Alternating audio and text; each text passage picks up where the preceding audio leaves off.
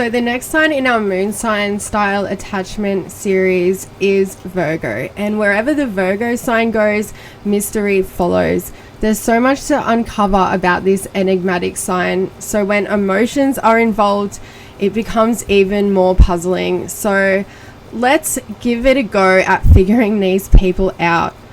Overall, we could see the Virgo moon attachment style rooted in hyper-responsibility, emotional containment, and self-erasure for survival.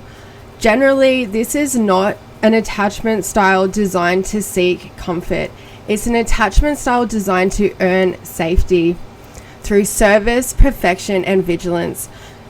Often the Virgo moon child does not cry for attention. They apologize for existing. The conditioning, conscious or not, by the caregivers is to learn love by anticipating the needs of others before they're expressed, solving problems before they're seen, and containing their own needs and emotional requirements behind quiet, invisible service. The Virgo moon becomes an emotional surgeon, able to stitch other people's wounds shut, but still silently bleeding on the inside. Their emotional body was calibrated early because, as we know in astrology, the moon sign rules over us during our dependent years. So these are the years when we are children and babies. So they are conditioned with the belief that love is not freely given. It is a task to be completed perfectly. So one manifestation of the Virgo moon's attachment style would be an anxious-dismissive style, anxious about emotional failure, yet emotionally retracting to preserve control. And control over the inner state is going to be a big theme with Virgo.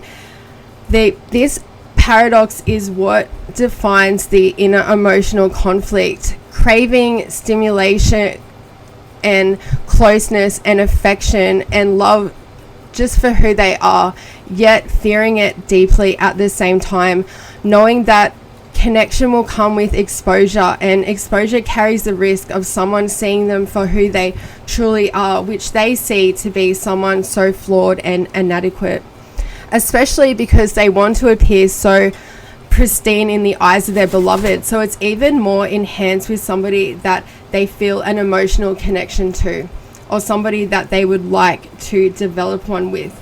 So the Virgo conditioning, that emotional expression will lead to criticism, rejection, or worst case scenario, then dismissal. Instead of reaching outward when distressed, they'll therefore withdraw and retreat inward. There can also be an obsession regarding how they're perceived by others, the amount of service, how much they're giving, and if they're enough. However, instead of asking for reassurance, it's more likely that they will disappear quietly, telling themselves that it's better to be silently resilient than visibly rejected. Virgo moons will naturally micromanage their emotional world like they micromanage their external world. One is a reflection and a projection of the other. Concealment, control, methodically withheld. This can be the mantra. So while love is wanted, it will be on their terms only, and this is when it's deemed safe enough, and they won't have to give over anything too raw or unrehearsed. There can also be a self-suppressive attachment style in the Virgo moon. This will be the censoring of emotional needs to ensure they are not too much in the lives of the people close to them, believing that their feelings are inconvenient unless they are wrapped in composure, politeness, usefulness, and reason. In adulthood, when they feel those natural emotions like anger, sadness, or need, they'll flinch internally. Instead of reaching out, they'll judge themselves for feeling too much, edit their feelings before they're expressed, and often say that they're fine and that nothing's bothering them while they are internally battling something quite severe. Virgo moons can be hyper aware about taking up space emotionally and feel guilt for just having normal inherent human needs. This attachment style will also result in them becoming compulsive caretakers.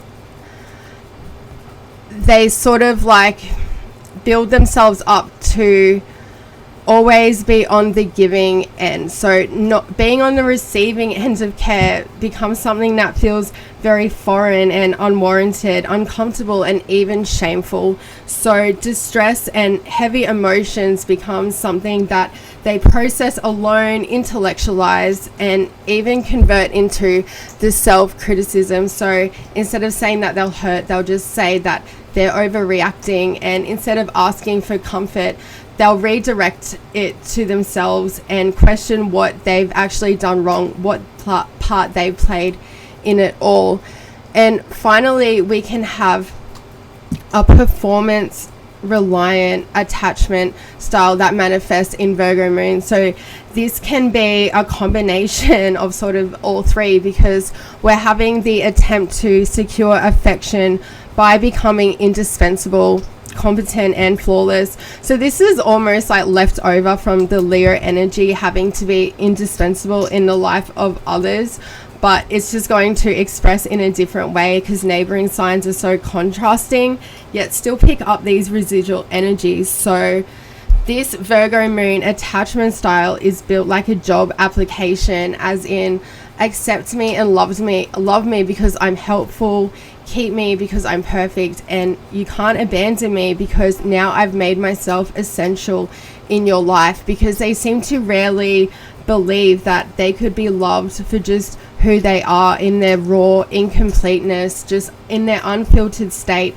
that is just not enough for another person.